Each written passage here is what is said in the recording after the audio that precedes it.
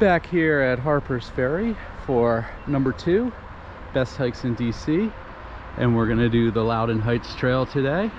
And as you can see, the parking lot is again packed. It's a Thursday and I got the very last spot, so I'll get the map out and my trusty dart and show you exactly where we're gonna be hiking today.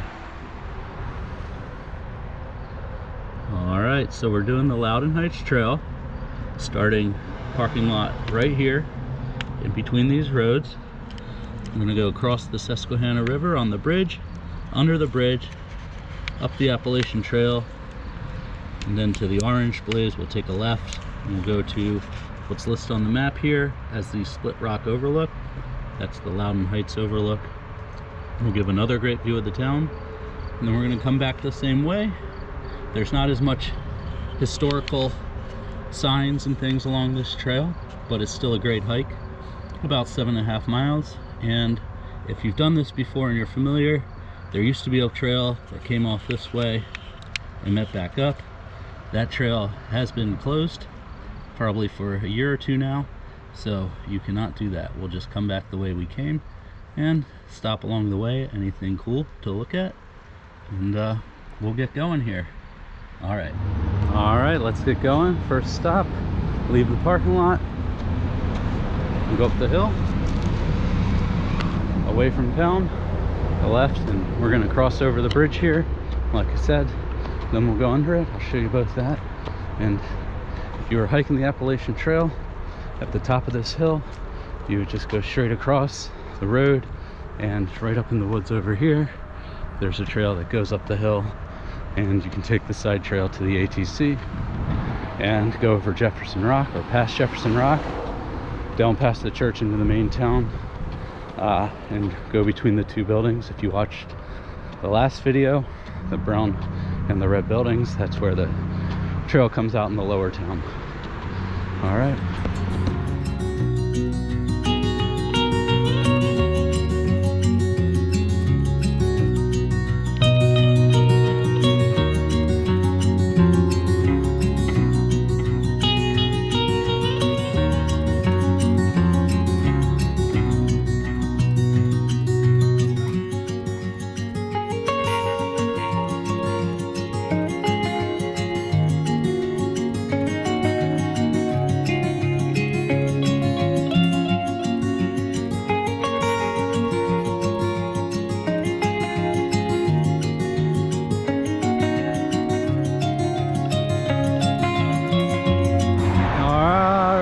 Made it to the end of the bridge, and as you can see, there's a staircase goes down, and then we're going to take a left and go under the bridge and start the actual nature portion of the hike. But I know for a long time I'd drive over this bridge and I'd have no idea that the trail was here, or there was a walkway underneath it or anything. So we just go under and up the other side and we start climbing. Probably climb a couple miles and then flattens out a bit, but I'll show you all that when we get there.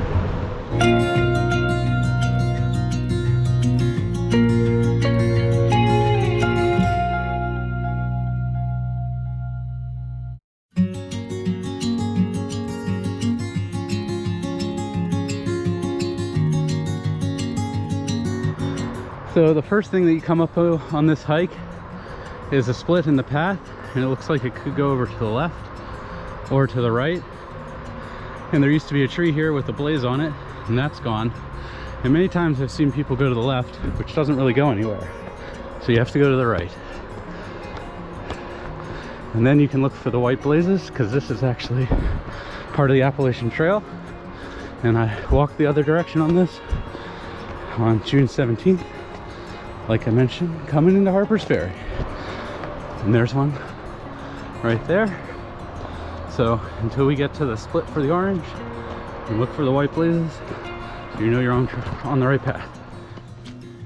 Now that we're a little bit away from the road noise, this is one of the other trails that I hiked a lot in preparing for the AT. In fact, it's part of the AT, as I showed you with the blazes. But this path is 7.5 miles, so it's a little bit less popular than the Maryland Heights Trail. that I also showed, if you've seen it. It's 1 to 3 miles longer, and because of that, I guess less people do it, except when the train took out the bridge, then this trail was packed because people didn't have the Maryland Heights Trail as an option. But either way, the view at the end is just as amazing as the view on the Maryland Heights Trail, and so the payoff is definitely worthwhile in the end. And I'll get up there. Probably take me about an hour to an hour and a half to get there, and about an hour to get back down. So 2.5 hour, nice little hike. Fairly achievable again for kind of any beginner hiker, but maybe a little bit more than Maryland Heights. I'll get back to you though. So about half mile in, you come to this road crossing. I think it's called something Hollow Road, but I'm not sure about that. I could be way off. And you start the steep portion of the climb, but this road crossing is kind of blind in either direction, so you want to be really careful. Look for cars, listen for cars, look again. One time I tripped and almost fell in front of a car, so that wasn't fun. But keep going, and the next point of interest will be where we turn off for the Orange Place Trail, at least as best as I can recall. And of course, if I'm wrong, I'll show you the next point of interest before.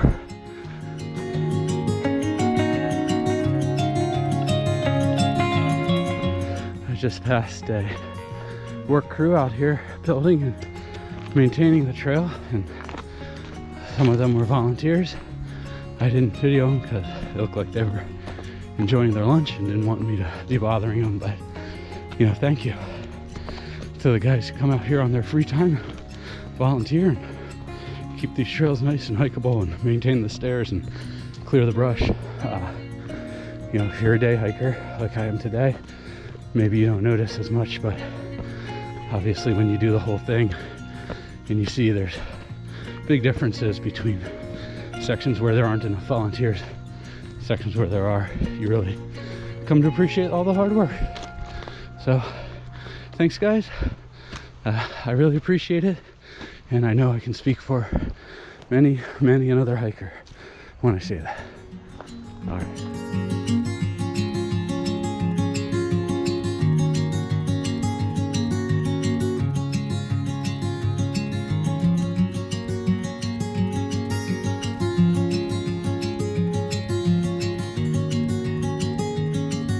So I was hiking up and came across this sign, but I was thinking, it feels a lot flatter and less steep than it used to, and I can see from the trail being blocked off down here, they definitely rerouted that trail so it doesn't go up quite as high and come back down, and now the AT has been rerouted up here, and this is definitely not the route the AT took, but you can see this tree is freshly cut blocking the old path.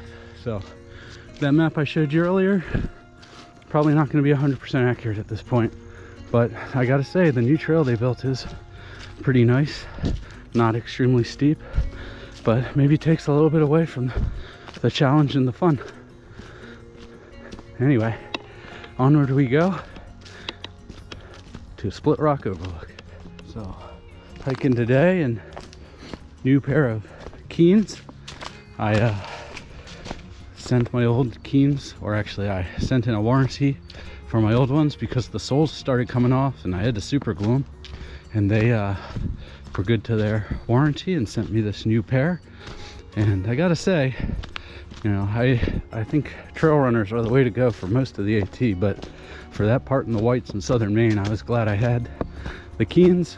A little bit thicker leather when you're sticking your foot in the cracks, you're not feeling it just grinding on your foot. So I was happy with them. They had good grip, and kudos to Keens for being good on their warranty, even though obviously I had used them quite a bit. And I actually was gonna wear trail runners today.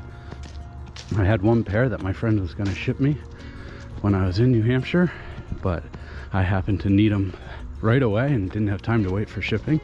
That's how I ended up with the Keens, because it's all they had in Loudoun and Lincoln. And I took them out of the box today and they were a size 10, and that's too small. So I don't know if we can return them at this point. It's been a few months, but we'll just have to see. But for now, the Keens will do great.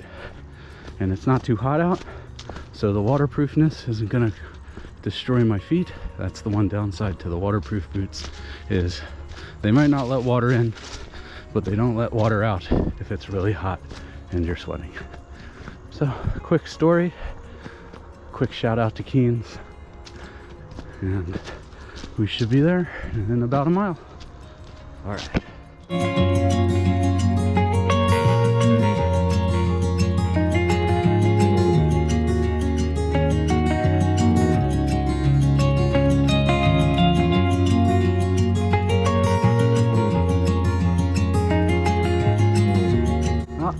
Power lines, and if you look right down them, there's kind of a power line view, although I think with the shadows it's a little hard to see. And another thing I noticed, I mentioned at the beginning there used to be another path. That was the Blue Blaze Trail and this was the orange. Now I guess since they got rid of that one, this path is the Blue Blaze Trail. So if you come here, ignore everything I said about orange blazes. This is the Blue Blaze.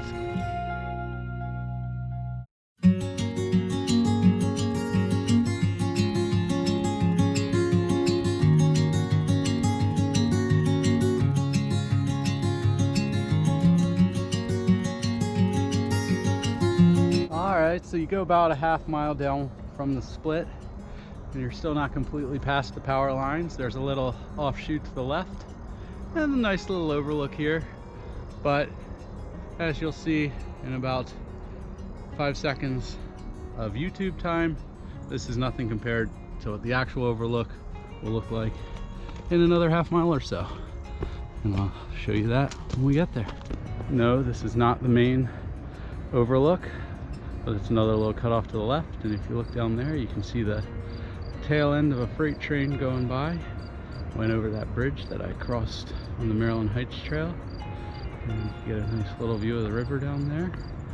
Straight across is Maryland Heights, and if you look real close you can even see some people over there, but probably not on camera.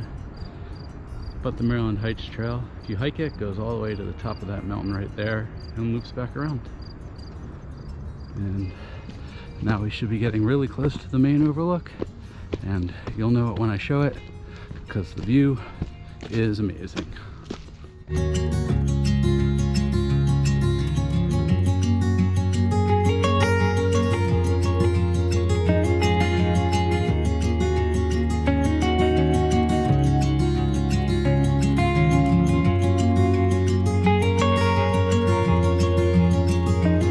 If I'm not mistaken, we are almost there.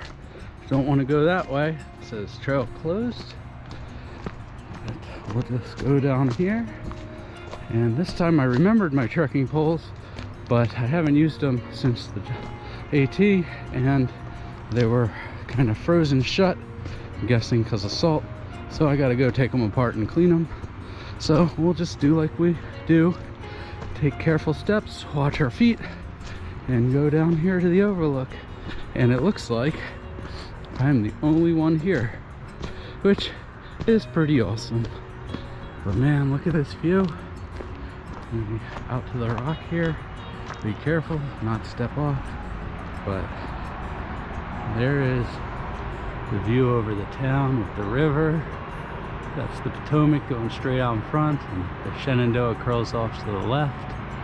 And you got Maryland Heights, and the river goes all the way around, and you can come and get a view from the other side here.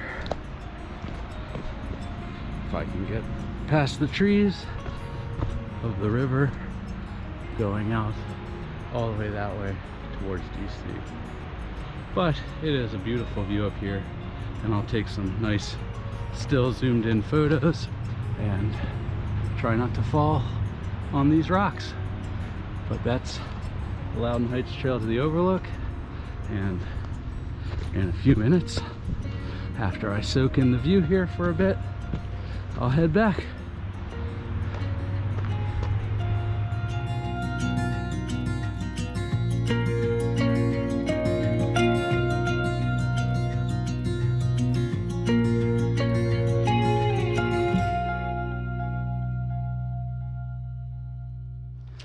So just noticing all the leaves on the ground. A lot of leaves have fallen, but you know, it's still pretty green. And the leaf watching app I looked at said it should be peak season. I don't know if that's based on current year or just historical averages, but I'd say there's still a lot of green on the trees. Some yellow, not really any red at all. So I wonder if maybe it's just been a warm fall, so they haven't all changed over yet, or what could be driving that. I think I remember at one point I read that you have to have temperatures at night in the 70s consistently before the chlorophyll in the leaves start breaking down. And of course, it's the breakdown of the chlorophyll lets the green color go away and the underlying colors come out. So again, I don't know if it's warm fall or if things are just moving later, but definitely looks pretty green still. But in another week or so, I'm sure we'll get nice peak colors. All right, well, I'm just headed back, and probably not too many sights to show you, but if anything cool happens, you know what I'll do.